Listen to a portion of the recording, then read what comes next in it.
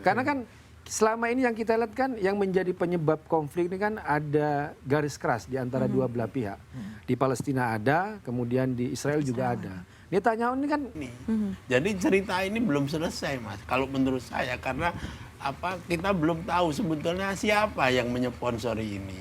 Nah, yang sponsor itu kalau jadi ketika misalnya ada orang di Israel ingin perundingan damai, itu langsung ngedrop tuh dalam pemilu, kalah dia.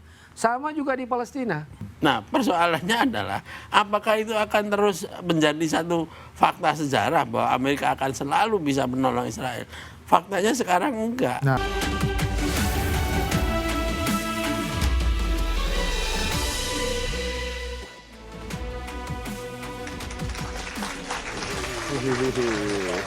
Habis gelap terbitlah terang. Gimana Adi Asu? Siap Kakak Asu, Pak Presiden Bayangan. Ya, kita malam ini seperti biasalah Kabinet Bayangan ini bicara hal-hal yang ya bagi kita sih kayaknya penting ya. Harusnya buat publik juga sama pentingnya. Apalagi yang satu ini tuh menimbulkan kegelisahan. Makanya kita rataskan malam ini. Nah itu dia, nanti kita akan hadirkan tentunya jajaran menteri yang sangat amat paham lah di bidang ini. Tapi sebelumnya izinkan saya Serius belajar ya, dua menteri ini serius belajar itu untuk topik dia, ini. makanya ini saya lagi mau baca laporan tuh sambil deg-degan. Kayak berasa lagi mau sidang tesis gitu ya, kayak Bapak waktu itu ya. Iya, betul. Langsung Dinda. Ayo langsung aja Dinda. Oke, ini dulu ya, kita Udah akan baju merah sampaikan kamu terlebih dahulu. agak mengikuti warna partai menteri kita satu ini Yang satu ya, yang nanti kita kenalin ya. Iya. Partainya keluarga Bapak juga kan ya, oke. Iya. Ya, ini dia kita akan mulai dulu laporan Kabinet Bayangan hari ini. Yang pasti kalau kita bicara soal hal yang satu ini, Ketua Umum PBNU Gus Yahya Khalil Stakuf ini sudah meminta maaf terkait dengan 5 orang dari kalangan Nahdliyin yang bertemu dengan Presiden Israel beberapa waktu yang lalu. Gus Yahya ini sempat juga menyebutkan bahwa ada 5 orang itu yang pergi tanpa adanya arahan dari PBNU. Dirinya juga menyebut bahwa 5 orang NU muda yang bertemu dengan Presiden Israel diajak oleh lembaga swadaya masyarakat atau non-governmental organization atau NGO yang berisi advokat yang pro atau justru memihak pada Israel. Gus Yahya juga mengatakan bahwa organisasi atau lembaga yang mengajak 5 kader NU itu tersebar di berbagai negara, di mana tugasnya adalah melakukan lobby demi membantu kepentingan Israel. Ya mengajak ya ini saya dari informasi setelah saya tanya ya ini memang dari satu channel NGO yang merupakan advokat dari Israel. Jadi memang ada di mana-mana di dunia ini ada NGO yang memang beroperasi sebagai advokat Israel. Ya, jadi yang membantu citra Israel, melakukan lobby untuk kepentingan Israel dan lain sebagainya. Ini yang mengajak mereka. Menurut keterangan yang kami himpun, mereka memang dikonsolidasi. Jadi ada yang mendekati mereka satu persatu untuk diajak berangkat. Ya, selama sepekan ini memang inilah yang menjadi highlight ya, di mana kehebohan yang muncul akibat pertemuan 5 orang Nahdliyin bertemu dengan Presiden Israel ini juga mendapat respon keras tentunya dari pemerintah Indonesia. Presiden Joko Widodo bahkan menegaskan jika sikap pemerintah masih sesuai dengan Undang-Undang Dasar 1945 melaksanakan ketertiban dunia yang berdasarkan kemerdekaan, perdamaian abadi, dan keadilan sosial. Dirinya juga meminta agar PBNU bisa meluruskan nih permasalahan yang terlanjur membuat gaduh di masyarakat. Ya ditanyakan saja ke PBNU karena sikap pemerintah itu jelas sesuai dengan pembukaan Undang-Undang Dasar 1945 jelas sekali. Jadi tolong ditanyakan ke PBNU. Dan Indonesia akan selalu ikut melaksanakan ketertiban dunia yang berdasarkan pada kemerdekaan, perdamaian, abadi, dan keadilan sosial. Itu yang terus kita pegang. Tadi kan Presiden Jokowi sudah menyatakan bahwa tanyakan langsung ke PBNU. Kalau dari PBNU tadi sudah menyatakan juga bahwa tidak ada penugasan khusus dari PBNU terhadap 5 orang yang bertemu langsung dengan Presiden Israel. Kita lihat yuk fotonya nih yang bikin heboh. Nah, banyak nih pihak-pihak yang menyoroti tidak hanya pertemuannya, tapi juga mempertanyakan apa sih tujuannya, kenapa harus sampai ketemu di tengah ketegangan yang terjadi saat ini. Apalagi seluruh dunia ini kan mengecam ya sikapnya Israel terhadap Palestina yang sudah berlangsung berlarut-larut. Dan juga yang menarik perhatian atau yang menjadi sorotan publik adalah ekspresinya nih. Karena semuanya tampak senyum. Ini dia nama-nama dari 5 orang yang hadir di sana bertemu dengan Presiden Israel. Ya, ada Zainul Ma'arif, ada Munawir Aziz, ada Nurul Balul Ulum, ada Syukron Makmun dan Iza Anafisah Dania. Sebenarnya kita juga sudah berupaya ya untuk kemudian menghadirkan 5 orang ini ke sini, tapi tampaknya belum ada respon lebih lanjut terkait dengan hal ini. Nah, gimana nih Pak Presiden, Pak Wakil Presiden? Beberapa ada pengurus Banom di NU juga ya. Ada baiknya berarti kita tanyakan langsung. Iya. Ya. Kita langsung perkenalkan dulu Ada menteri-menteri kita. Dua menteri kita ya. Yang satu memang spesialis, sejak era Gus Dur kita memang sengaja memilih Menteri Luar Negeri yang harus ada unsur NU-nya ya. Iya. Supaya bisa mengerti lah pola. Dan rajin nyisir. Rajin. Ada Menlu kita, Menlu Bayangan ini, Menteri Luar Negeri Bayangan, ada Prof. Asikab ya. Halo Prof, terima kasih. Ya. Sebelumnya Prof. Alwi Shihab ya, Menteri Menlu. Dia Menlu sekarang. Saya ini melu aja bukan melu. Iya, N-nya Menlu. ketinggalan ya Prof. Iya. Di sebelahnya ini cocok nih Ri, Menteri Agama kita ya. Memang urusin agama terus dari dulu. Baru di zaman kita aja kebagian jadi menteri kan. Iya, dan baru ini aja juga ngurus pilkada kayaknya baru sekarang juga. Iya, ngurus partai juga kayaknya belakangan ini aja. Menteri Agama dan yang tidak beragama. Ya. Karena semuanya harus inklusif ya. Iya. Menteri Agama kita Gus Guntur Romli. Sebagai partai yang menolak timnas Israel Iya. itu, Gus, Untuk hadir. untuk hadir di Piala Dunia U20 dan masih rame sampai sekarang isunya gitu.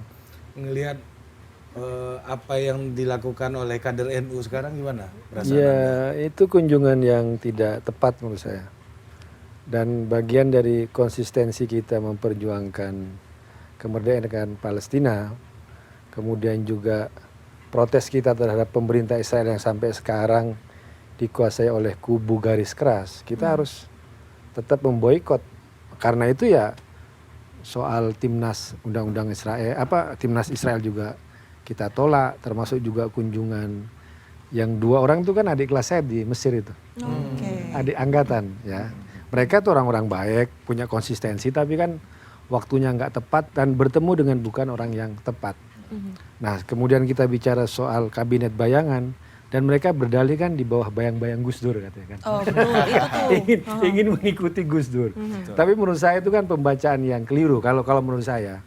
Gus Dur tahun 94 ke Israel itu waktu itu setelah ada kesepakatan Oslo.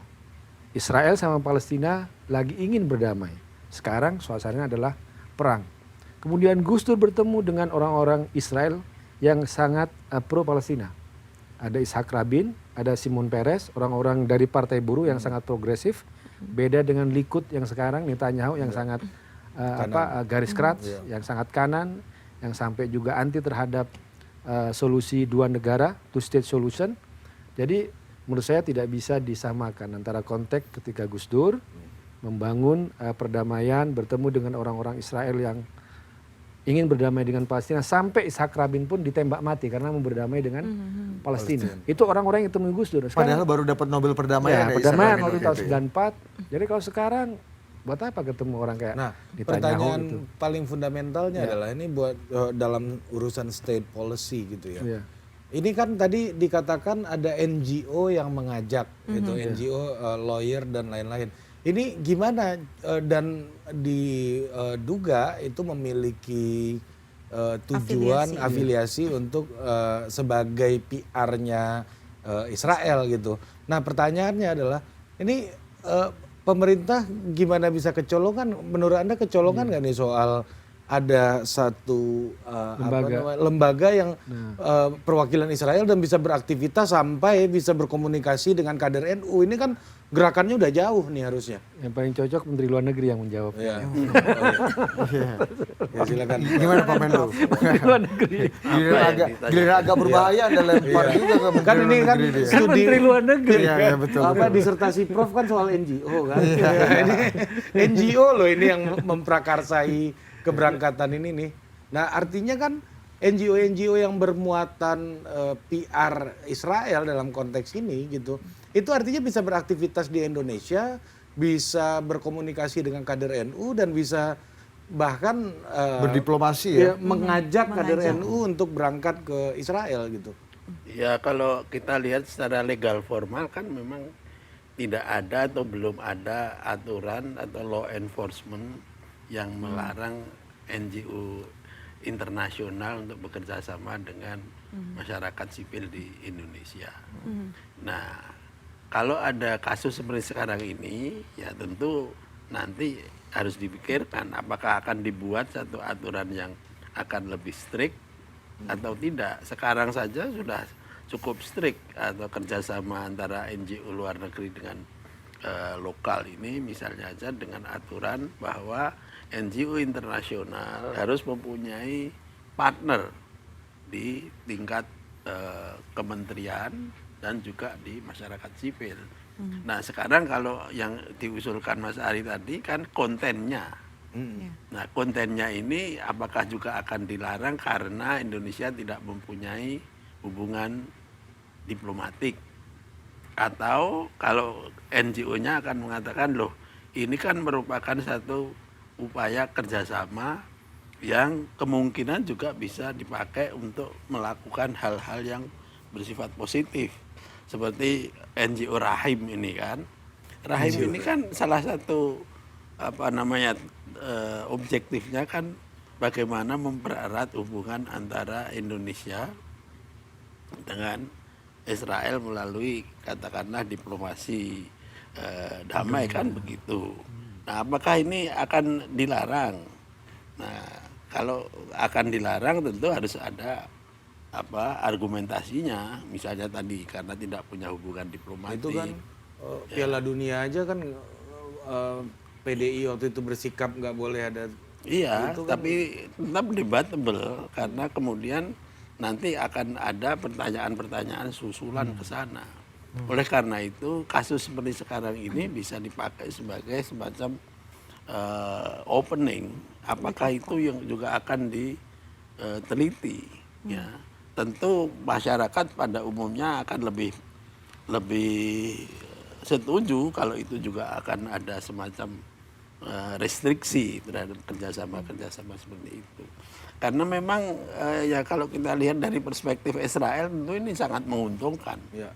Tidak ada negara seperti Indonesia yang mempunyai populasi Islam sangat besar dan punya pengaruh di Pasifik dan kemudian bisa diajak masuk dalam sphere of influence dari Israel dalam urusan dengan Palestina. Apalagi sekarang Israel secara politik lagi sangat desperate. Lagi dimusuhin. Apapun akan dipakai. Nah, terutama sekarang Israel menggunakan apa yang dikenal sebagai Hisbara itu kan, yaitu public diplomacy ala Israel. Nah, jadi kalau kita lihat ya apa yang dilakukan oleh Israel itu merupakan satu kemampuan diplomatik sebetulnya. Nah, persoalannya sekarang yang di Indonesia ini mau bersikap bagaimana? Apakah akan lebih restriktif atau memang kita serius untuk melakukan perbaikan di dalam soal ini? Tapi kan Presiden Jokowi tadi juga mengatakan bahwa posisi negara sudah jelas dalam konstitusi mendukung perdamaian dunia gitu, menghapuskan penjajahan dan lain-lain tadi. Artinya kalau ada NGO yang punya muatan berbeda dengan cita-cita konstitusional, harusnya kan itu harusnya ada tindakan gitu loh, Prof. Iya betul, tetapi kan Anda harus ingat di dalam public diplomasi itu kan ada beberapa track. Track pertama government to government. track kedua antara government dengan non state. Track ketiga ya ini antara people to people kan. Ya. Nah, apakah people to people itu akan juga direstriksi? Ya. Inilah yang saya tadi katakan ini debatable. Dan selama ini kita lihat hubungan antara kalau government to government tentu saja tidak ada, Tidak tapi ada. antara civil society to civil society, Iya. NGO to NGO, bahkan people to people itu kan berjalan bertahun-tahun ini kan. Bahkan simbolnya tadi kalau kata Mas Guntur, Gus Dur jadi simbol Iya. simbol yang dijadikan bayang-bayang utama Bayang-bayang. gitu. Ya, tapi pertanyaannya apakah hubungan diplomasi yang berlaku di level state juga berlaku di level civil society juga, Prof? Ya kalau Itu kita mungkin mau boleh nanti dijawab Prof, Ya, tapi ya. kita jeda dulu Prof. Oke. Ya. Ini karena saya harus sudah banyak yang mulai dicatat-catat biar nanti Betul. kita bisa lanjut rapatnya ya. Betul. Kami akan kembali usai jeda.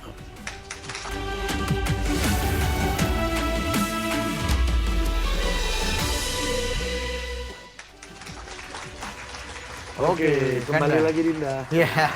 Bagus. Satu-satunya acara yang manggil penontonnya Dinda. Iya. karena Berasa- bayangan itu tadi. Iya berasa di OKP ini kan.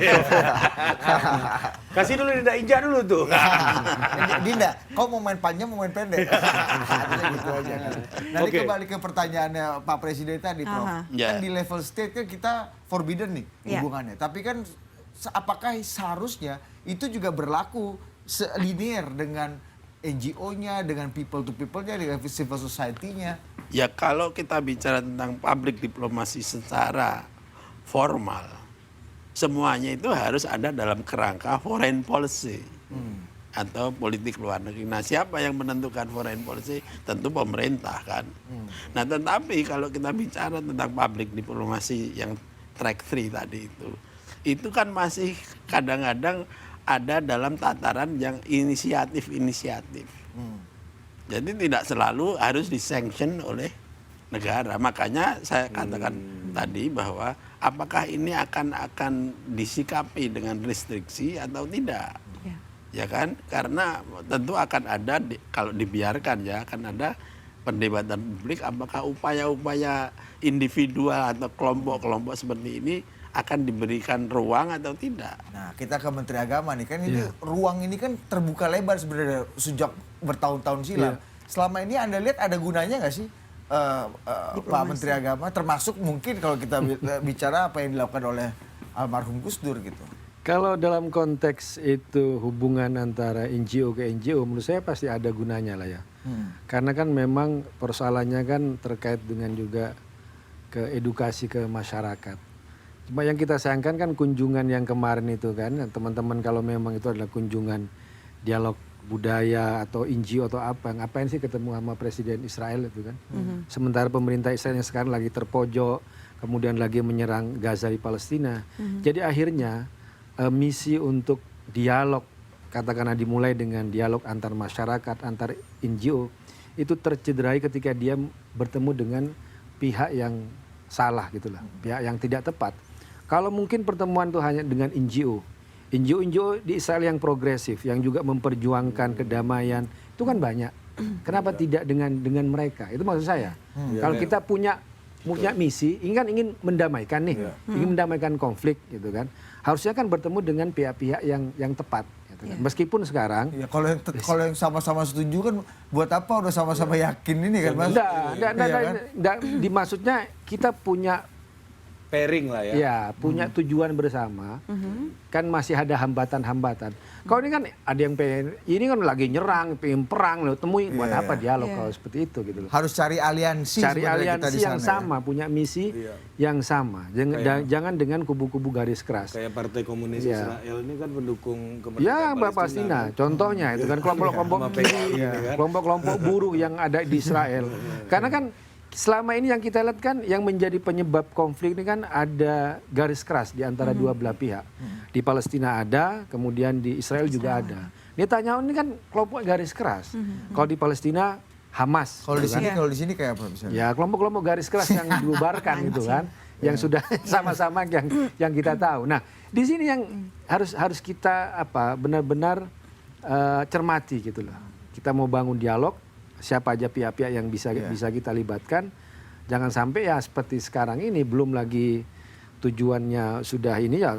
kontroversinya digulung kan. dengan kontroversi yang akhirnya orang udah nggak percaya lagi buat apa dialog antara agama, buat apa lagi soal diplomasi, buat apa dan sebagainya, gara-gara Bertemu pilihan-pilihan Iya, yang, iya, iya. yang keliru. Ya, Prof, Jadi ini kan yang menurut saya tadi saya katakan ya sebelumnya, perlunya transparansi. Jadi janji dari PBNU maupun UNUSIA untuk melakukan hearing dengan para pelaku ini itu menjadi penting.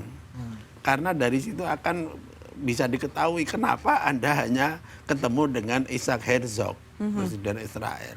Tidak misalnya juga bertemu atau belum ketemu dengan misalnya NGO seperti B'Tselem, Ya, kelompok B'Tselem. asasi manusia di Israel yang sangat kritikal Kita juga tahu terhadap, nih. terhadap Hafal rezim, beliau. ya kan? Nah, itu hanya bisa diketahui kalau ada dialog terbuka antara ya seperti yang dikatakan oleh Ketua Umum PBNU tadi dengan para pelaku ini. Jadi cerita ini belum selesai, Mas. Kalau menurut saya karena kita belum tahu sebetulnya siapa yang menyponsori ini. Nah, yang sponsor itu kalau berbentuk NGO juga, ini kan mesti akan ada konstitusinya mereka. Nah, jangan-jangan di dalam konstitusi mereka yang akan diajak bicara itu adalah kelompok-kelompok Israel tertentu. Ya. Ya kan kita belum tahu. Makanya kita kalau saya ya menunda judgement itu yang sering saya katakan agar supaya masyarakat tidak kemudian menjudge terlalu cepat. Walaupun tentu sangat logis bagaimana ada kelompok yang mengatasnamakan diri sebagai eksponen Nahdlatul Ulama mendatangi satu pemerintah yang sudah jelas melakukan apartheid, melakukan genocide dan lain sebagainya, dan kemudian kelihatan sembunyi-sembunyi begitu. Nah, ini yang kemudian harus dijelaskan betul karena kita masih memerlukan juga Apa yang berbagai macam Prof dialog. anggap sebagai adanya sesuatu yang tidak transparan itu apa, Prof? Misalnya, apa konteksnya apa? Ya, Gus Yahya saja mengatakan dia tidak tahu orang-orang ini kenapa tidak bicara sama kita sebelumnya, lapor dulu kita mau apa. Kemudian beliau tadi kan hanya mengatakan bahwa ada semacam sponsor dari semacam organisasi. Beliau juga nggak tahu, itu kan tidak transparan namanya. Makanya yang dijanjikan oleh Sekjen PBNU bahwa akan ada pertemuan antara para pelaku ini dengan Ketua Umum PBNU dan juga banom-banom NU itu menjadi sangat penting. Untuk memperjelas. Kita kan belum tahu sama sekali, kita hanya curigation bahwa ini pasti something fishy. Padahal belum tentu loh, ini semuanya jelek, mesti mungkin ada juga baik-baiknya. Jangan-jangan Pak Herzog itu juga mengatakan sesuatu. Nah, biasanya Mas ini pengalaman Jangan-jangan Herzog saya. ini kanan tengah ya Prof ya kalau Ya, itu kan mungkin Netanyahu juga. kanan Dari buruh. ekstrem, ya kan. Jangan-jangan kita terlalu menganggap sepele pertemuan ini, seolah-olah kan ada ini yang mengatakan, wah Anda pada bertemu dengan Herzog, presiden yang tidak berfungsi kalau di negara kayak Israel.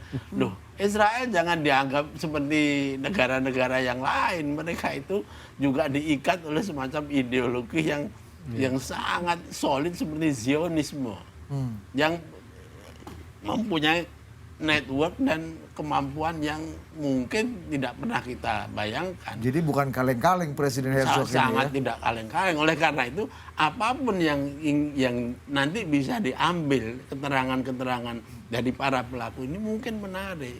Ini pengalaman saya ya. Saya dulu pernah waktu kuliah di Hawaii dulu. Tapi ketemu Israel juga Prof. Si presiden universitasnya ini, rektornya, pada waktu itu kan masih perang dingin. Itu ketemu presiden atau perdana menteri di Rusia, di Soviet.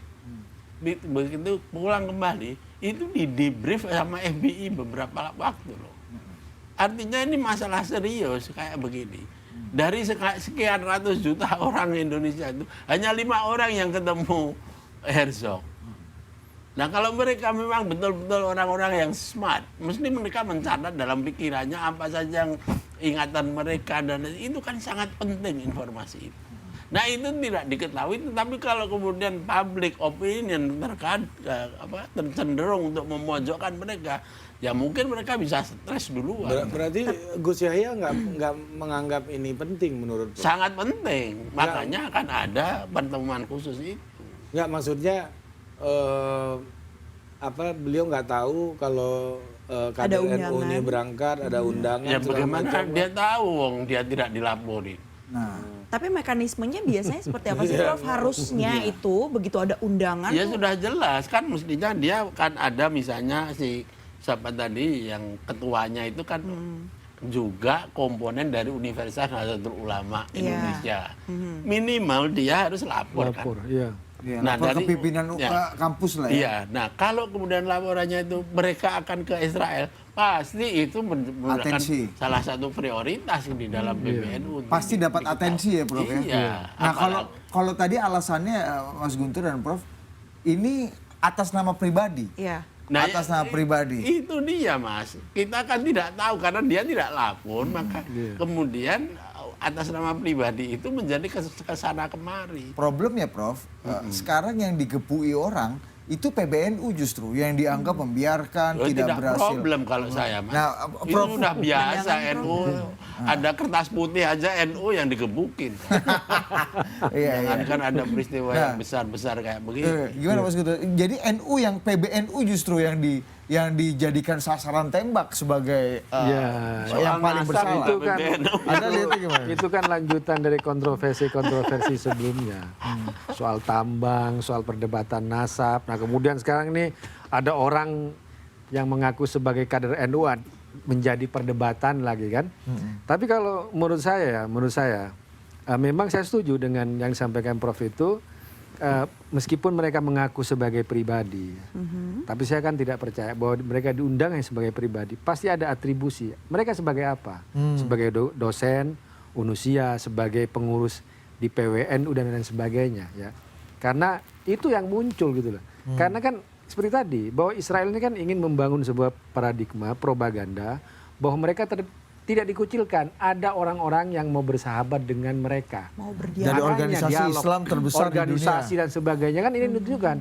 Gus Yahya pun ketika 2018 Ya. datang ketemu Netanyahu dan Presiden Israel waktu itu meskipun mengaku sebagai orang pribadi katanya kan. Tapi kan langsung kan Netanyahu itu kan bikin propaganda di medsosnya, bikin video Gus Yahya sebagai Sekretaris Jenderal NU, ya organisasi terbesar Islam yang ada Dan di waktu itu Indonesia. Gus Yahya sebagai Dewan Padahal sebagai Pertimbangan pribadi, Presiden juga. Dan juga sebagai Watim Pres. Tapi kan beliau menyampaikan bahwa sebagai pribadi dia datang kan, NGO-nya Baitul Hikmah apa itu yang organisasi humanitarian internasional itu kan. Tapi kan yang dikenal oleh Netanyahu kemudian pemerintah Israel kan Gus Yahya sebagai waktu itu sebagai Katib Am PBNU. Nah, di situ kan. Ini jadi nggak bisa hanya ngaku sebagai pribadi. Kalau dia terikat dengan sebuah lembaga memang harus disampaikan. Dan benar kata Prof, ketika dia ada undangan katakanlah ada kan harus direncanakan secara serius. Ini apa tujuannya? Kalau memang ini adalah soal budaya ya NGO apa saja yang harus ditemui, ya kan? Kalau ini bagian dari resolusi konflik, kenapa hanya Israel tapi tidak juga di Palestina, misalkan? Ini kan harus benar-benar dibicarakan secara serius ya. Kalau memang bagian dari diplomasi budaya, ya. Dan ini harus serba terbuka ya. Saya juga ditawarin ya karena orang dekat dengan Udah Gus pernah Dur. belum sih, Pernah ditawarin. Enggak, Israel belum pernah saya. Israel belum ya? Belum pernah. Saya ditawarin soal Waktu di diplomasi Mesir nggak ke Israel juga, Mas? Enggak. Apalagi Mesir ya, nggak mungkin lah kita ke sana tuh kan, keluyuran ke sana tuh kan.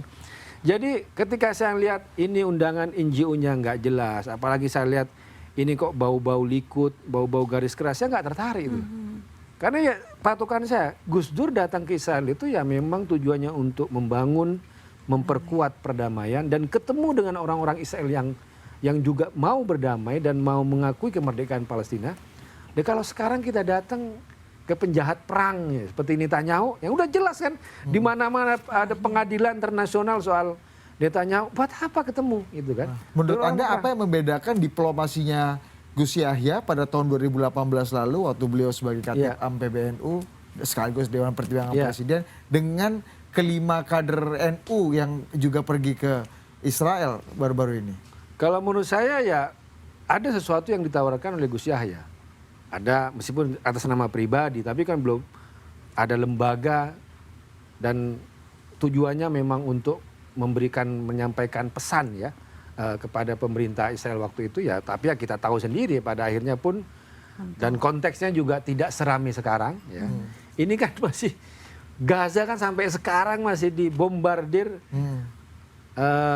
Masyarakat sipil banyak yang meninggal, 38.000 lebih dari 38.000 orang di Gaza yang meninggal. Dan ini sekarang kita lihat misalnya di medsos itu, ini korban berjatuhan di Gaza dibandingkan dengan itu yang 5 orang sedang tersenyum dengan Presiden Israel disandingkan. Ini kan seperti tidak punya empati sama sekali ya dengan penderitaan yang ada, itulah. Gitu Bung. Sangat beda Mas, motifnya sangat beda. Apalagi kalau betul ada sponsor yang adalah NGO yang memang niatnya adalah tadi itu membangun kerjasama antara Indonesia dan Israel. Dari segi legal formal tadi yang ditanyakan Mas Ari aja questionable, iya kan, oleh Pak Presiden juga, oleh semua orang lah di sini sekarang. Nah, apalagi kalau kita kemudian melihat bahwa sponsor ini juga barangkali juga ada kaitan-kaitan politis, begitu loh. Jarine atau katanya tidak ada freelance. Iya kan. Nah, dalam urusan kayak gini kan mesti kita harus tahu. Nah, makanya saya tidak terlalu yakin dengan argumentasi bahwa 5 orang ini terlalu naif. Saya kok tidak mau menganggap remeh mereka terlalu naif. Karena apa? Karena mereka masuk di dalam satu lingkaran hasbaranya Israel tadi itu. Jadi harus kita lihat bahwa mereka juga sudah berpikir harusnya. Bahwa kemudian mereka ternyata tidak menggunakan prosedur organisasi, lapor dan lain sebagainya. Itu juga saya kira juga harus dicurigai, hermeneutic of suspicion. Inilah cara berpikir mereka. Siapa tahu ini bisa lepas, kan begitu Bu. Nah, ternyata backfire. Tapi bagi Israel sudah sangat untung ini. Dia sudah bisa membuat video baru lagi yang isinya senyum-senyum tadi itu kan. Nah, dan bisa dijual oleh IPAC dan lain sebagainya di Amerika Serikat sana. Goebbelsnya lagi bekerja ya di sana ya Bro ya. Ya, terus aja. Oke, kita break dulu, kita jeda dulu. Kita akan nanti masuk lagi ke masa-masa ketika Gus Dur mencoba diplomasi bersama Israel, dan waktu itu oleh-olehnya kalau nggak salah Gus Dur kembali ke Indonesia dan beliau akhirnya punya oleh-oleh, kayaknya Indonesia perlu membuka hubungan diplomatik dengan Israel. Kita akan bahas itu saja. Tetap bersama kami.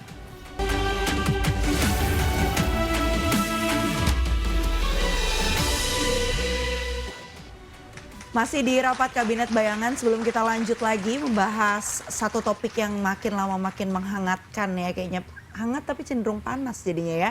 Saya mau sampaikan dulu satu informasi lainnya. Kali ini datangnya dari Wakil Presiden ke-10 dan ke-12 Republik Indonesia Bapak Yusuf Kalla yang ikut serta menyayangkan ekspresi senyum dari 5 tokoh NU yang bertemu Presiden Israel Isaac Herzog, di mana Yusuf Kalla ini juga menyatakan bahwa penting untuk mengetahui nih maksud dan tujuannya itu apa sih sebenarnya. Karena menurutnya untuk mewujudkan perdamaian penting juga bagi pihak-pihak tertentu membuka komunikasi dengan kedua belah pihak yang ada. Dalam hal ini Israel maupun Palestina. JK juga sebelumnya kita ketahui sudah bertemu dengan pemimpin politik Hamas Ismail Haniyeh pada Jumat 12 Juli lalu untuk bisa menyampaikan sikap dukungan Indonesia terhadap kemerdekaan Palestina. Untuk sebenarnya cara atau makna kunjungan. Kalau makna kunjungan itu ingin mendiskusikan perdamaian, itu boleh saja. Saya sering berdiskusi dengan Israel untuk bagaimana tercapai perdamaian. Kalau Anda ingin mencapai perdamaian, harus kenal kedua belah pihak. Kalau Anda tidak kenal Israel, hanya presiden, itu tidak bisa mendorong perdamaian. Karena itu juga kita harus berkomunikasi, walaupun kesalahan sebenarnya karena dia tersenyum di fotonya itu. Maksud dan tujuan harus diperjelas. Jadi memang harus digali dulu nih apa yang dibahas tadi ya, seperti kata Prof Menlu kita tadi. Iya. Nah ini kembali lagi ke pertanyaan sebelumnya Prof. Kembali ke masa-masa Gus Dur selalu jadi apologi atau alibi orang-orang yang kemudian ingin dan berusaha menjalin komunikasi dengan pihak Israel, baik itu pemerintah ataupun dari civil society-nya. Mungkin Prof Ikam bisa kasih perspektif dulu. Selain perjuangan tadi mencoba menjalin komunikasi dan membangun aliansi, apa sih Prof yang sebenarnya diinginkan Gus Dur pada waktu itu? Karena kontroversinya itu juga melekat bahkan sampai saat ini kepada perjuangan Gus Dur itu, Prof. Yang ya namanya juga sejarah ya, tentu mempunyai banyak interpretasi. Kita memilih yang mana itu terserah pada kita. Nah, bahwa faktanya kunjungan Gus Dur 94 yang dikatakan oleh Mas Guntur tadi itu dipakai semacam tipologi ya, untuk menjustifikasi untuk apapun gitu ya. Itu artinya ada sesuatu yang historical yang memang penting untuk diingat. Nah, apa maksudnya Gus Dur? Ya itu tentu akan versinya siapa. Kalau versi dari mereka-mereka yang ikut pada waktu itu seperti Pak Habib Khirzin, seperti almarhum Mas Bondan Gunawan, Johan Effendi, ya dan lain sebagainya itu, tentu yang nomor satu adalah concern Gus Dur secara makro sebagai tanggung jawab beliau sebagai ketua atau tokoh dari pro demokrasi adalah tentu kemanusiaan. Nah, fakta bahwa Israel dan Palestina itu konflik sudah sangat lama dan tidak ada titik temu sampai pada waktu itu, dan Indonesia merupakan salah satu kekuatan yang harusnya berperan penting. Maka Gus Dur kemudian mempunyai ide yang sesuai dengan paradigma yang beliau ikuti untuk mencari salah satu solusinya, yaitu bagaimana berdamai antara Fatah atau kelompok Palestina dengan Israel dengan menggunakan bukan cara-cara politis seperti yang biasanya dicari oleh para pemimpin dunia, tapi lebih pada cara kultural. Nah di situ menurut Gus Dur pikirannya Indonesia bisa berperan. Nah untuk berperan itu gimana kalau Anda nggak punya akses? Nah itu aja sebetulnya kalau menurut saya, ini interpretasi saya ya. Nah akses itu menjadi penting, tetapi Gus Dur juga sangat realistis. Apakah rakyat Indonesia dengan konstitusinya itu akan begitu saja kemudian memberikan legitimasi terhadap akses itu? Ternyata kan enggak juga, enggak semudah yang kita pikirkan begitu saja. Karena ya tadi saja kita sudah dibacakan konstitusi kita, apalagi partai-partai itu, apalagi di dalam Indonesia ini ada kelompok-kelompok Islam yang berbeda-beda yang umumnya tentu menyukai atau memilih jalan pedang daripada jalan kultural dalam urusan Israel Palestina. Nah, itu dulu. Nah, apalagi sekarang dengan semakin kejamnya. Apalagi sekarang ya. Iya, apalagi sekarang dalam soal ini Zionisme religius dan Zionisme sekuler Israel ini sudah jadi satu dan menjadi satu sistem yang oleh B'Tselem saja, oleh LSM Israel saja dianggap sebagai negara apartheid, negara genosidal. Dan itu disebut juga sebagai settler kolonialis. Coba. Dulu enggak ada omongan-omongan kayak begitu itu. Nah, itu LSM Israel sendiri. Iya, B'Tselem itu Israel sendiri, kayak Human Rights Watch gitu. Punya Israel. Sudah dikatakan bahwa rezim Zionis itu adalah rezim genocide, rezim apartheid, dan semacam settler kolonialis. Coba. Nah, ini ada kelompok dari Indonesia yang sebetulnya bisa melakukan sesuatu yang lebih bagus lagi, tapi timingnya aja nggak cocok. Oke. Ini timingnya nggak cocok atau memang benar-benar tidak tahu arahnya, tujuannya? Saya tidak percaya kalau mereka tidak tahu. Mereka itu PhD loh, ada yang satu yang PhD loh kalau nggak salah. Ya, Tetapi bahwa dia itu ada di dalam lingkaran hubungan dari NGO Indonesia dan NGO Israel. internasional tadi itu, sehingga pilihannya ya begitu. Tadi makanya pertanyaan Mas Ari tadi bagus, kenapa dia tidak juga ke misalnya ya salaman lah dengan orang-orang yang ada di Masjidil Aqsa atau kayak begitu, kan ada semacam nuansa bahwa dia tidak hanya sedang membangun Indonesia Israel. Ya. Nah itu baru kita ketahui kalau mereka sudah diajak bicara oleh Ketua Umum PBNU, Sekjen dan lain, karena nanti akan digali apa Anda itu belum sempat salaman saja atau memang nggak punya niat salaman. Kan Atau gitu. mungkin jangan-jangan ada juga foto di Al-Aqsa ini, Nah, Pak. itu Cuma belum keluar aja. Ya, kan kalau itu biasa aja kan. Tapi kalau ditakut-takuti terus, di pressure, di di segala macam, malah lantas mereka Tapi sebenarnya sakit Prof, perut. ketika pressure gede kayak gini, menurut Prof, apa yang diharapkan publik dari PBNU? Ya kalau di Indonesia, setahu saya, mungkin saya salah, mungkin dia bisa salah. Itu tidak akan lebih dari punishment. Mereka itu orang Indonesia itu paling seneng kalau apa-apa itu dipunish. Iya.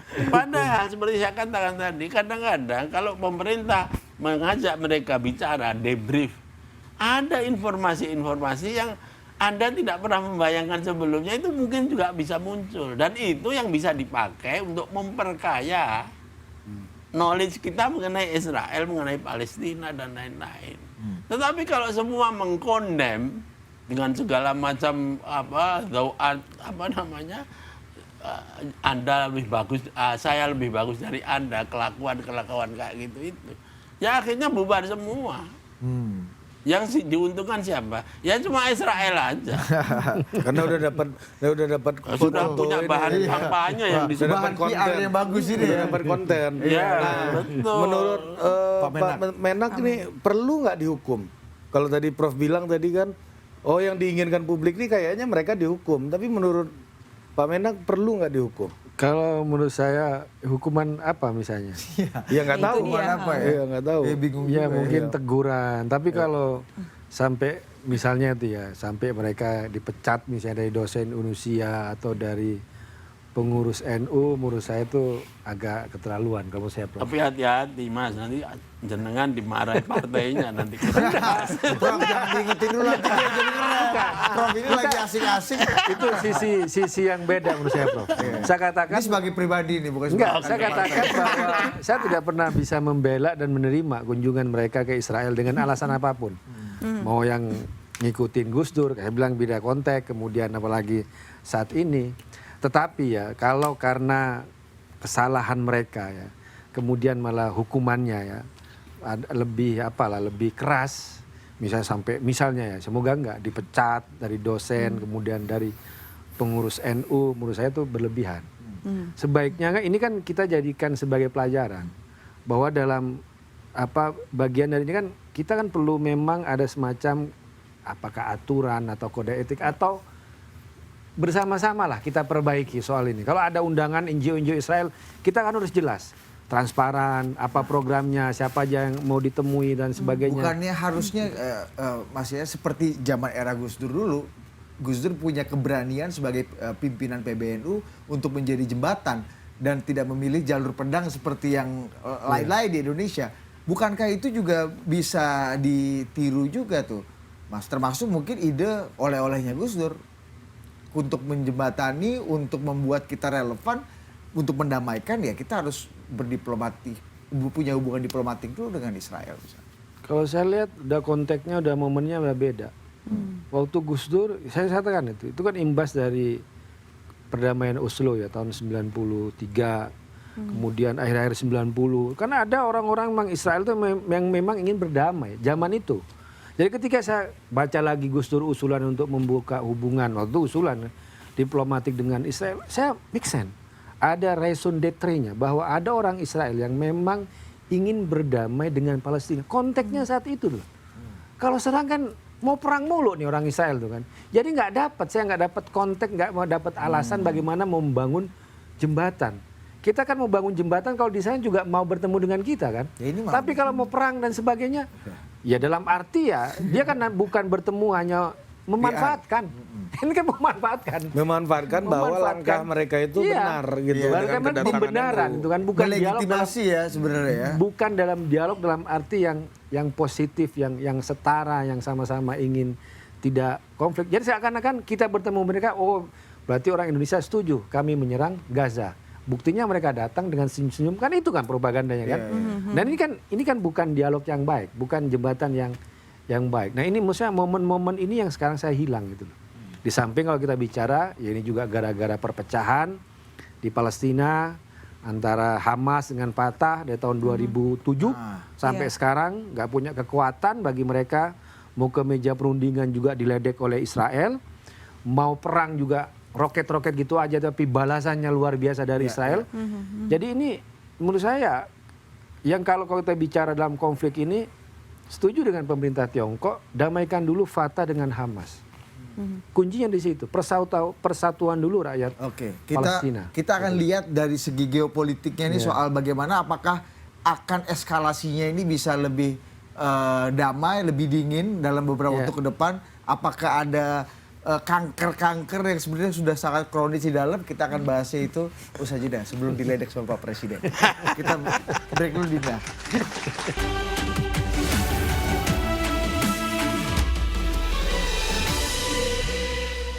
Oke, kita masuk lagi kepada pembahasan Soal hidup kanker. sehat ala Budi. Saya tadi hampir agak salah, ini rapat kabinet bayangan lagi membahas soal geopolitik, apalagi masalah kesehatan yang ada gitu. Kalau Karena memang belum telepon Menteri Kesehatan soalnya nih. gini, kalau kita marah-marah terus suka nggak sehat. Nah, jangan-jangan ada penyakit kanker di dalam sama kayak Menteri Agama tadi bilang. Kita ngomong perdamaian, jangan-jangan di tubuh Palestina sendiri baku hantam terus di dalam ini kan ada, saya sebutnya kanker. Pak Presiden punya istilah yang lebih religius lainnya. Gimana menurut Anda? Secara geopolitik sebenarnya problem utamanya nih apa sih Pak Menteri Agama? Iya, menurut saya kalau kita ngelihat sekarang kan dari dasawarsa kalau kita mengamati isu Israel dengan Palestina ini kan yang menang memang kubu garis keras. Baik yang di Israel ataupun yang ada di Palestina. Jadi ketika misalnya ada orang di Israel ingin perundingan damai, itu langsung ngedrop tuh dalam pemilu, kalah dia. Sama juga di Palestina, ketika ini mau perundingan diganggu juga oleh kelompok-kelompok garis keras. Jadi inilah buah dari misalnya kebijakan dan juga mungkin juga pilihan masyarakatnya ketika mereka lebih memilih pemimpin yang keras gitu loh. Dan ini yang sekarang terjadi. Zaman waktu Gus Dur masih bicara soal hubungan dengan Israel, momen-momen itu sudah hilang. Dan orang-orang seperti itu ya semakin lama semakin tidak populer di sana. Tapi apa yang membuat menurut Pak Yai ini kepuasan terhadap efektif pemerintahan garis keras atau kanan ini tinggi approval ratingnya gitu? Karena itulah menyuarakan soal ketakutan, keamanan. Karena dalam konflik kan, kalau dalam dua ini konflik kan dilihat mana yang paling tegas, yang mana yang paling gagah, yang mana yang paling berani. Padahal ketika bertempur kalah juga pada akhirnya itu kan, atau malah berbalik ke dirinya sendiri kan itu yang terjadi sekarang. Di samping ya itu tadi bahwa perpecahan di internal Palestina sendiri sehingga ya tidak bisa ngapa-ngapain, mau berunding diledek, emang siapa? Udah jadi presiden Palestina udah berapa tahun gitu kan, pemilu kamu kalah, ledek-ledekan kan gitu ada. Tapi kemudian mau yang pendekatan senjata cuma roket dibalas lebih keras oleh Israel, hancur lebur. Ya misalnya kemarin soal ini perbedaan dari suruhannya presiden Palestina Mahmud Abbas, soal gempuran ke Gaza kata dia memang tanggung jawab Israel dengan Palestina. Tapi juga kata dia ada juga tanggung jawab Hamas di situ. Ketika pada bulan Oktober tahun lalu menyerang masyarakat sipil yang ada di Israel yang lagi konser musik, ada yang sampai meninggal 1.200 orang, ada yang ditawan dibawa secara brutal misalnya kan di bak mobil bak ya kan, yang kita lihat videonya itu kan. Tapi balasannya juga luar biasa, sampai 38.000 lebih yang sekarang meninggal dari pihak Palestina. Ini kan bagaimana melihat perpecahan di internal saling menyalahkan sementara rakyatnya juga Jadi banyak ada anggapan meninggal itu. bukan apa yang terjadi, kekacauan yang terjadi sekarang itu bukan 100% ansih salah orang-orang yang keras, garis keras di Israel, tapi juga ada kontribusi dari Palestina. Anda seberapa setuju atau tidak setuju tuh? Ya, Pak Menteri Agama. menurut saya Paten juga. Jadi menurut saya juga Dirjen ya Hajinya udah apa ditunjuk perpecahan jelas bahwa perpecahan di internal Palestina itu yang menyebabkan mereka nggak punya lagi daya untuk melawan Israel. Ya di samping ya Israelnya memang sekarang dikuasai garis keras, ditambah lagi lawannya dilihat semakin lemah, ya makin Tapi brutal lah Israel itu. Saya ada kutipannya Slavoj Zizek itu yang sangat menarik tuh, karena dia bilang gini, ketika Hitler gitu jadi penguasa di Jerman ketika itu bukan hanya soal kekuatan atau personanya yang kontroversial, tetapi juga kegagalan dari kelompok-kelompok pro-demokratik untuk menghalangi kemunculan Hitler, melakukan konsolidasi politik dan merebut legitimasi rakyat untuk memimpin Jerman ketika itu. Nah kalau kita lihat dalam kasus Israel tuh hal itu gimana sih melihatnya, karena kelompok garis keras sayap kanan ini bisa berkuasa, ya kan, bukan hanya karena kontroversial atau narasi-narasi ketakutan yang mereka sampaikan, tapi juga kompetitornya dalam kontestasi demokrasi itu juga tidak mampu terkonsolidasi kan.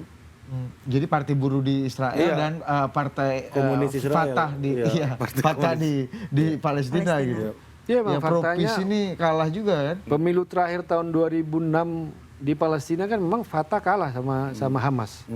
Karena dianggap Hamas lebih terlihat perlawanan terhadap Israel, kemudian juga lebih dari populis ya. Tapi kemudian pecah itu kan. Orang-orang Fatah diusir dari Gaza, akhirnya jadi dua, tepi barat dengan Gaza, Gaza di Hamas, tepi barat dengan Fatah. Ya sampai sekarang ini nggak bertemu. Ya orang menganggap waktu itu ya ketika konflik lebih gagah maju ke medan perang daripada datang ke meja perundingan. Kan gitu kan. Mentalnya itu kan mau yang lebih gagah yang pakai senjata. Tapi ya yang terjadi ya sekarang. Ya gimana Prof? Ya saya agak berbeda, mungkin bacaannya beda, tontonannya beda. Namun di rapat kabinet kita ini boleh juga, Bro. 100% Israel yang harus dikondem. Karena tidak akan ada konflik itu tanpa munculnya yang namanya Israel di bawah Zionisme. Sehingga tidak ada yang bisa ditawar dari sana. Jadi munculnya Fatah dan kemudian Hamas ya dan lain sebagainya, itu faksi-faksi di Palestina itu kan kalau kita lihat dalam misalnya dibandingkan dengan sejarah di Indonesia waktu masa perjuangan, akan ada faksi-faksi itu yang kooperatif dan yang non kooperatif. Fatah itu the kind of position yang masih mau percaya bahwa Zionisme itu bisa diajak untuk berkooperasi, karena faktanya ada perjanjian Daytona segala macam itu ya. Kemudian tapi fakta yang dipegang oleh Hamas dan ini yang kemudian juga didukung oleh sebagian besar rakyat Palestina adalah bahwa Anda tidak akan bisa bicara dengan settler kolonialis yang apartheid dan genosidal. Sehingga kemudian orang ya seperti Hamas mendapat support yang sangat besar. Dan mereka makin lama juga karena perubahan geopolitik akhirnya kan mempunyai leverage yang juga besar. Karena ada Iran di belakang sana yang menggunakan proxy Hezbollah, dan di belakang Iran ada Cina, ada Rusia yang juga sedang jengkel sama Amerika. Sementara yang digunakan Israel hanya satu. Kalau dia perang atau melakukan kejahatan apapun, Amerika akan diharapkan akan di belakangnya dia. Nah persoalannya adalah apakah itu akan terus menjadi satu fakta sejarah bahwa Amerika akan selalu bisa menolong Israel? Faktanya sekarang enggak. Nah apa yang dilihat Prof? Ya karena ada kemampuan dari Hamas secara militer maupun secara politik yang kemudian bisa menarik seperti Iran, seperti Syria dan lain sebagainya, bahkan Cina dan Rusia untuk membackup mereka. Nah masing-masing juga mempunyai hitung-hitungan sendiri-sendiri. Tapi faktanya Hamas tidak kemudian menjadi kekuatan yang menjadi lebih lemah daripada dulu. Bahkan kalau Anda mengikuti omongannya Scott Ritter dan lain sebagainya, pengamat militer Amerika itu, Israel itu sudah kalah di dalam soal peperangan. Sudah kalah, mereka tidak akan bisa menghancurkan Hamas. Semakin Anda banyak membunuh mereka, semakin kuat resolusi mereka. Sudah sampai ke situ. Sehingga sekarang ini satu-satunya pegangan adalah bagaimana menarik terus Amerika dan mungkin NATO juga untuk ikut terlibat di sana. Dan itu yang sangat berbahaya. Sangat pesimis hitung-hitungan orang Amerika yang kritis ya terhadap Israel itu, terhadap kemampuan Israel untuk menghentikan ini tanpa ada perdamaian. Iya, sampai resolusi Dewan Keamanan PBB pun nggak digubris oleh Israel. Nggak akan Itu levelnya Dewan Keamanan PBB itu. Dan kalau kita bicara ini, Prof, yang kondisi di Gaza, kalau dibilang Hamas dihancurkan, ya memang tidak. Tapi Gaza itu jelas sudah dikuasai oleh Israel di permukaan, ya, di permukaan. Tapi kan Hamas kan punya ke bawah nih, terowongan, bunker dan sebagainya, itu yang nggak bisa ditembus oleh Israel itu ya. Menurut saya, kan Hamas katanya sudah tertarik untuk melakukan gencatan senjata. Cuma Mau kan tidak pihak mau, Israel, Mas. Pada tapi Israel akhirnya nggak kan mau. begitu. Ya, Israel kan nggak mau sampai sekarang. Oh, Israel Israel nggak mau sampai sekarang. Netanyahu nggak mau. Jadi ini mau kembali pada tahun sebelum tahun 2007, mereka tuh mau menguasai kembali Gaza. Gitu loh. Israel yang sekarang, yang Netanyahu itu yang bikin kabinetnya perangnya Netanyahu itu juga bubar karena ada bilang wah bahaya sekali kalau kita mau menduduki kembali Gaza, soal keamanan, soal apa kata mereka. Kalau mau menghancurkan Hamas, hancurkan kalau kata mereka. Tapi kalau sampai mau menduduki kembali, ini berbahaya untuk ke depan kan. Di situ yang pecah kemudian kabinet perangnya Netanyahu itu bubar, tapi Netanyahu tetap memaksakan sampai saat ini. Menurut saya kuncinya bersatu dulu rakyat Palestina. Fatah dan Hamas bersatu dulu. Ini menurut saya kunci untuk ke depan. Selama dua faksi ini masih saling serang, seperti saya katakan tadi, ngutip Mahmud Abbas juga menyalahkan Hamas itu kan, ya ini nggak akan pernah bisa berhadapan dengan Israel. Mau Anda pakai meja perundingan juga akan tetap gagal. Mau lewat pendekatan senjata pun, ya, meskipun Hamas tidak hancur, tapi Gaza itu sudah dikuasai oleh Israel, 38.000 lebih, ya, korban sipil sudah jatuh dari Palestina. Nah sekarang persatuan di Palestina. Itu menurut saya kunci Justru utama. ini peluang diplomasi buat Indonesia yang punya hubungan sangat baik dengan kedua faksi di. Tapi yang ngambil akhirnya pemerintah Tiongkok, bukan Pak JK yang hanya ketemu sama Ismail Haniyah, orang Hamas. Dia nggak ketemu sama orang Fatah. Pak Presiden mau ketemu orang Fatah kita juga kan, ya kan? Bagi peran Fatah bayangan itu ya. Orang Fatah dubes sini ya Fatah itu. Iya. Itu kan. Iya, Dubes diplomat Palestina yang di Fatah sini semua orang ya. Fatah semua itu. Ya pokoknya Fatah ini yang berunding ini kan. Iya, nikah masuk juga kan.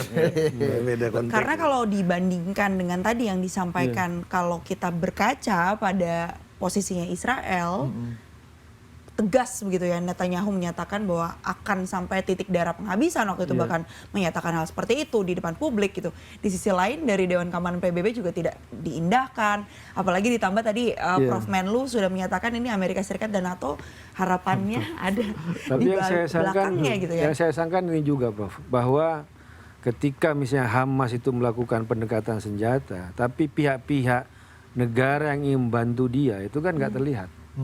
Ya Iran mungkin nyerang cuma sekali. Kalau kita mau bicara jujur ya, bagaimanapun kesepakatan Oslo tahun 93, 92 dimulai, itu tidak terlepas dari perang Teluk pertama tahun 91 ketika Saddam Hussein menghujani Tel Aviv dengan rudal. Kalau mau pendekatan senjata sekalian gitu. Pada akhirnya perundingan hanya sebagian taktik dari perang. Ini kan nanggung. Benjarungin dengan enggak, senjata juga kayak gitu, hancur lebur. Artinya support negara-negara Islam Sekarang ini juga ada, untuk Hamas Palestina dibiarin nggak seperti serius-serius itu. amat gitu ya? Hamas dibiarin seperti itu, Gaza dibiarin seperti itu, tapi kalau memprovokasi paling depan. Ini yang terjadi menurut saya. Kalau kita mau bicara soal perundingan, kembali 91 perang Teluk. Ini bukan memprovokasi perang, tapi kita bicara antara perundingan dengan pendekatan senjata. Ini yang kan lebih memang konkret berkaitan. kasih bantuan itu untuk bisa menghentikan perang ataupun melawan Israel sendiri ya negara-negara harusnya negara-negara Itu omong kosong cuma Islam Iran. oki ini kan Prof. Dan Iran semakin mampu untuk meningkatkan kemampuan senjatanya dan apalagi dia akan mendapat dukungan juga dari negara-negara seperti Cina dan Rusia dalam konflik globalnya dengan Amerika Serikat. Jadi tesnya Israel dengan melakukan pemboman di Damaskus yang dibalas oleh Iran dengan sangat cermat itu merupakan peringatan sangat serius. Dan kekuatan Hezbollah tidak bisa diremehkan. Bahkan pernah satu saat Hezbollah menunjukkan titik-titik yang dia bisa serang yang tidak mungkin bisa dihindari Israel. Jadi kita melihat perkembangan Hamas, Hezbollah, Iran itu tidak bisa hanya balik kepada tahun 93. Waktu itu Amerika masih sangat kuat dan bisa menghegemoni wilayah Timur Tengah. Sekarang no way untuk bisa kayak begitu. Untuk membackup mendekingi yang nama Ukraina aja kedodoran kok Amerika. Karena di seberang pasti udah ada mengintip Iran, Tiongkok dan Rusia ini Prof ya pasti yang Apalagi sekarang juga produser sudah mengintip kita. Oh sudah mengintip. Dulu Itu lebih penting gitu. kita break dulu sejenak.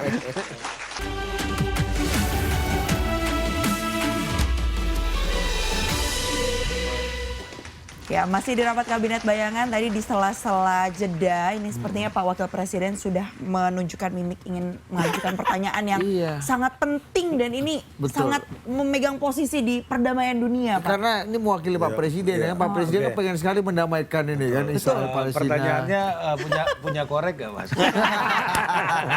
Karena damai bisa dari korek. Biasanya kan obrolan dari yang kecil-kecil ya.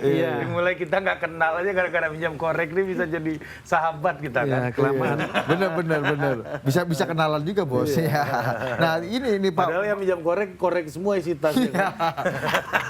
itu cara kerja Intel biasanya gitu tuh ya, Pak Presiden ya. Nah ini tadi kan kalau kata Pak Menteri Agama nih Pak Menlu, justru malah ladang pengabdian kita untuk bisa mendamaikan Israel Palestina ini ya damaiin dulu nih dua barang ini internal Palestina aja kan nggak mungkin ada kontroversi, nggak mungkin jadi viral trending topic gitu kan. Menurut Anda apa yang membuat kita punya obstacle juga atau nggak bisa paling depan nih mendamaikan antara Fatah dan Hamas ini sendiri yang merupakan ya keluarga Palestina gitu. Ya Menurut Anda kalau analisa yang umum aja kan pada akhirnya kan problem itu start at home ya. Jadi konflik antara faksi-faksi di Palestina itu mestinya mereka selesaikan dulu sebelum bisa menarik dukungan-dukungan yang lebih solid begitu. Sehingga bukan hanya Indonesia tapi negara-negara Arab sendiri itu kan instead of menjadi bagian dari perpecahan internal bisa semakin menyatukan soliditas para pejuang Palestina itu baik di dalam maupun yang ada di luar negeri. Seperti contohnya yang tadi dikatakan Mas Guntur tadi antara Fatah dan Hamas masing-masing mempunyai paradigma perjuangan yang sendiri-sendiri secara ideologis dan secara praktis. Fatah mungkin secara internasional diakui sebagai wakil dari otoritas Palestina. Tapi apakah rakyat Palestina betul-betul mendukung Fatah? Ya, karena mereka melihat dalam kehidupan sehari-hari mereka yang bekerja itu adalah Itu Hamas. pertanyaan saya itu tadi itu. Ya, misalnya NGO yang dibuat oleh Hamas, artinya gerakan-gerakan sosial untuk memberikan solidaritas, kesehatan dan lain link ke Hamas tuh sebenarnya. Lebih serius. Bahkan itulah yang dulu pernah ditiru oleh ISIS. Iya, sehingga ISIS sempat mendapat dukungan simpati dari masyarakat seolah-olah dia itu bisa menjadi satu kekuatan masyarakat sipil, padahal kan enggak.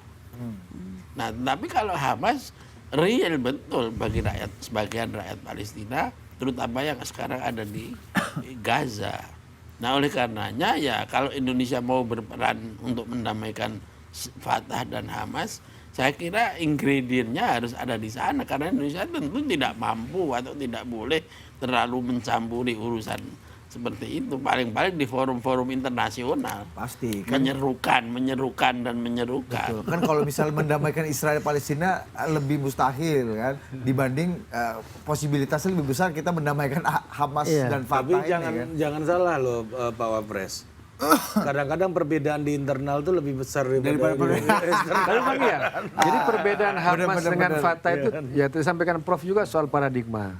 Soal haluan Fatah nasionalis, Hamas lebih Islamis. religius. Tapi kan penyandang dana di Timur Tengah kan juga berkonflik. Wah, Makanya ini disebut baru dengan tahu proxy war. Ini kan perang antar agennya di atasnya itu siapa? Misalnya kalau Fatah itu kan ininya ke Arab Saudi, Uni Emirat Arab, Bahrain, Mesir, Arab-Arab nasionalis. Kalau Hamas ke Iran, Hizbullah itu kan, kemudian ke Suriah. Dan ini negara-negara ini dalam kawasan pun saling berebutan pengaruh. Ya, bahkan seperti Uni Emirat Arab sama Bahrain, karena saking takutnya mereka kemunculan Iran, mereka lebih memilih berdamai dengan Israel. Buka hubungan diplomatik dengan Israel. Ini Emirat dengan Bahrain. Kenapa? Karena mereka menganggap musuh di kawasan itu bukan Israel, tapi Iran. Nah, sementara Emirat, Bahrain, Arab Saudi, supportnya adalah Fatah. Nah, karena nggak ketemu nih, ya kakak-kakak asuhnya itu, Kandang-kandang. kakak asuh, kalau kan kakak asuh kan, hari ini nggak ketemu. Ini lokal Nah, nih, Jok. mestinya. Jadi siapa yang bisa? Selama ini juga udah diusahakan tuh, ada rekonsiliasi. Kan dari tahun 2007 ini pecah itu kan, di Kairo, terakhir tahun 2020 tapi nggak terjadi. Kenapa? Karena yang berusaha mendamaikan tuh orang yang selama ini juga berkonflik kepentingan. Makanya sekarang katanya pemerintah Tiongkok nggak punya kepentingan, diterima semua belah pihak, Hamas Fatah katanya mau ketemu. Mestinya Indonesia juga bisa semestinya kalau mau mengambil peran itu. Mau dialog Israel Palestina nggak punya hubungan diplomatik dengan Israel ya, damaikan dulu Tapi Palestina. menurut Anda Indonesia nggak Iya. punya adik asuh tapi Hah? Indonesia. Ya kalau kita secara resmi ya, kalau secara resmi pemerintah kita kan mengakui otoritas Palestina dan itu PLO yang rata-rata dikuasai oleh Fatah. Ya makanya dialog selama ini kan dengan jalur yang resmi. Gak mungkin pemerintah kita tiba-tiba ngobrol dengan orang Hamas. Bagus tuh Pak JK bisa ketemu dengan orang Hamas. Tapi juga ketemu dong juga dengan orang Fatah misalnya. Kalau mau mendamaikan kedua belah pihak. Jadi jangan malah berpihak gitu lah. Ini lebih berat ini kayaknya ya daripada pertemuan Israel sama Palestina. Iya memang ruwet. Lihat politik kawasan tuh ruwet. Timur Tengah kalau saya ingat itu ruwet ya. Itu ruwet tuh. Gimana Prof? Ini Apanya yang sama Pasifik sudah bagus tadi. Complicated ya. Lebih complicated mana nih sama kepulauan Tonga dan Pasifik?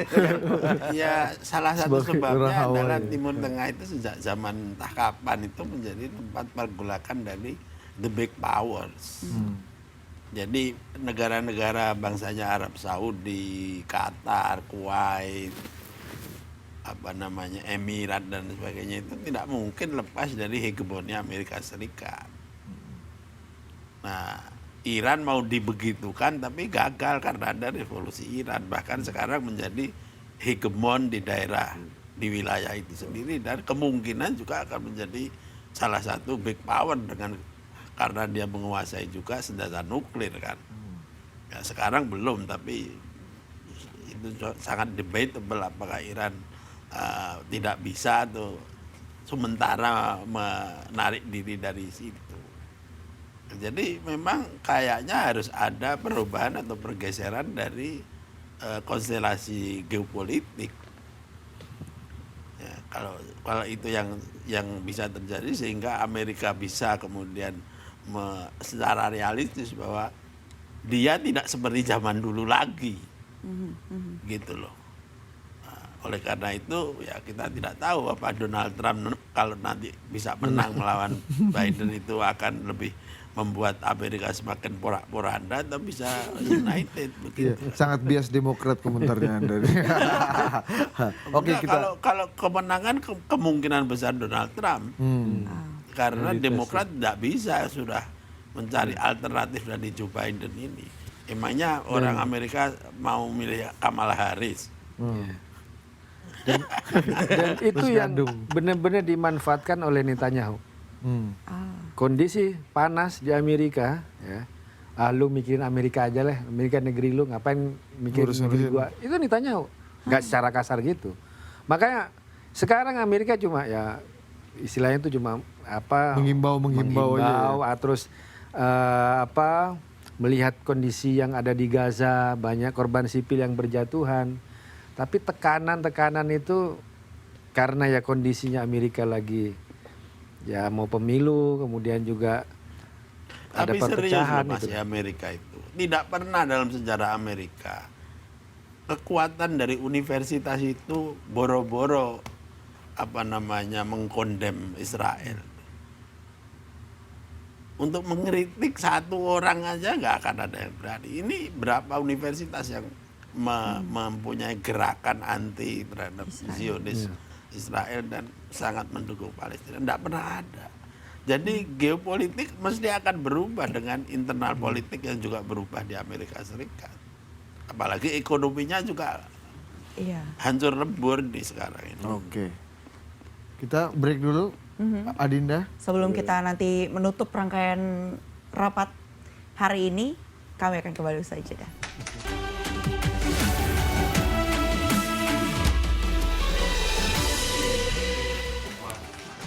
Ya, masih di rapat kabinet bayangan. Dari tadi kita udah membahas secara komprehensif ya. Bahkan tadi konflik internalnya dari Palestina, Israel, antara Palestina dan Israel. Sampai Pilpres Amerika juga kita bahas. Pilpres Amerika juga. Tadinya kita mau lanjut ya sampai 10 SKS yang depannya. Kalau kita ini ngobrol berempat ini kayaknya dunia ini udah mengecil aja kan.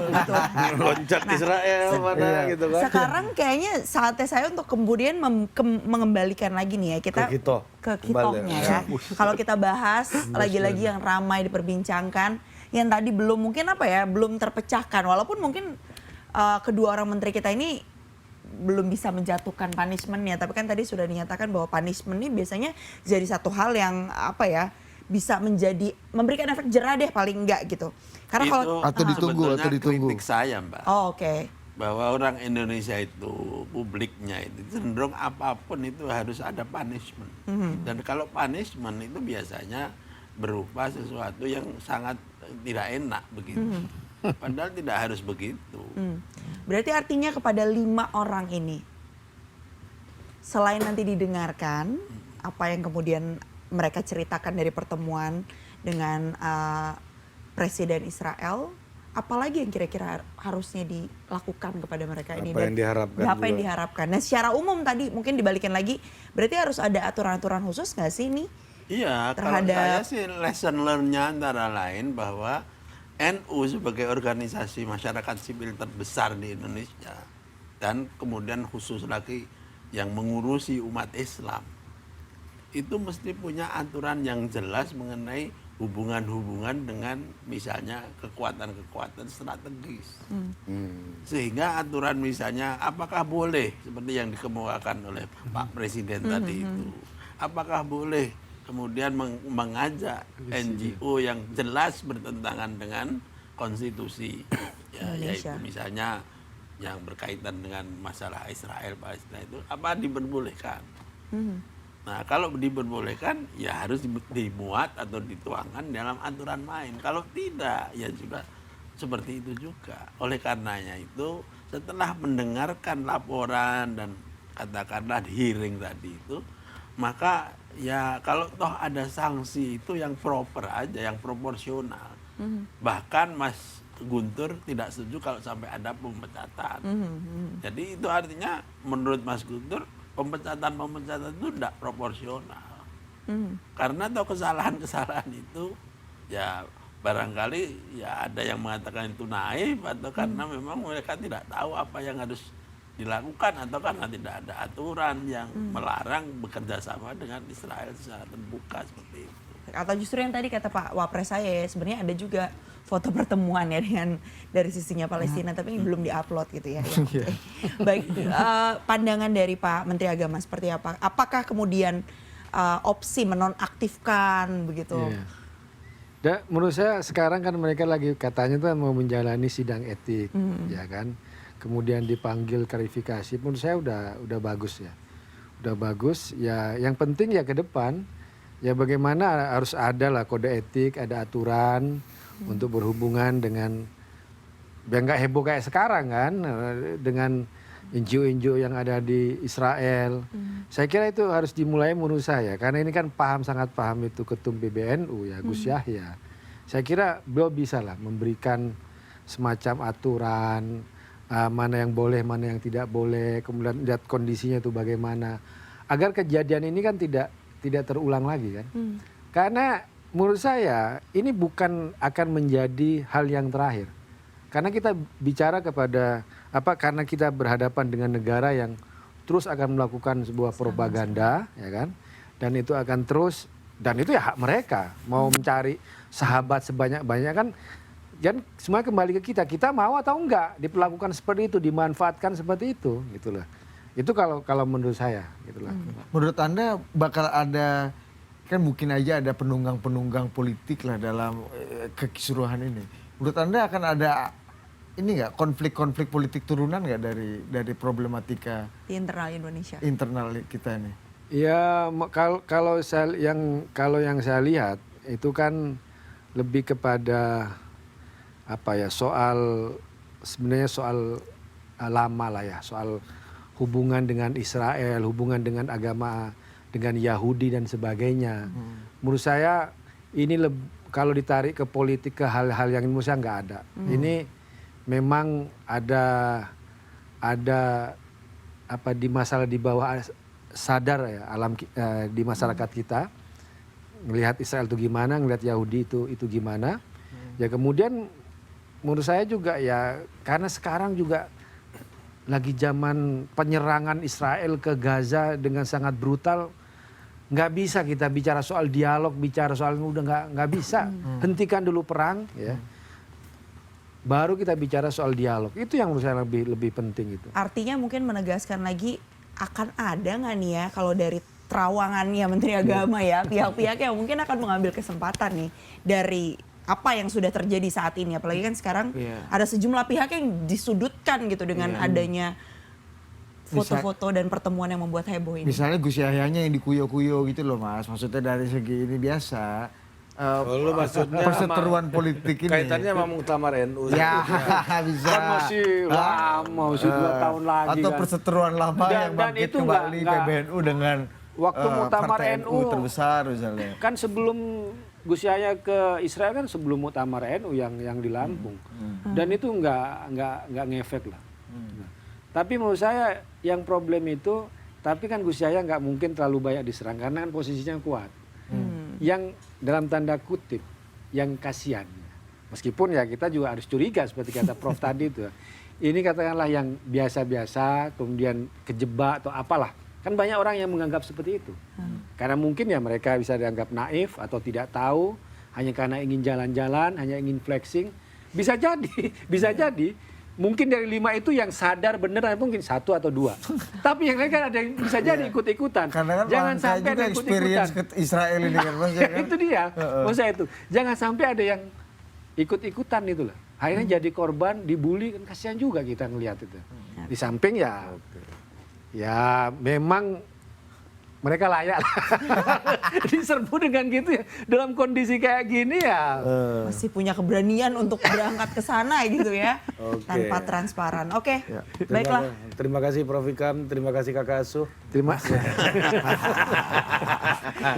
Oke. Sampai jumpa Dinda. Di rapat kabinet bayangan berikut ya.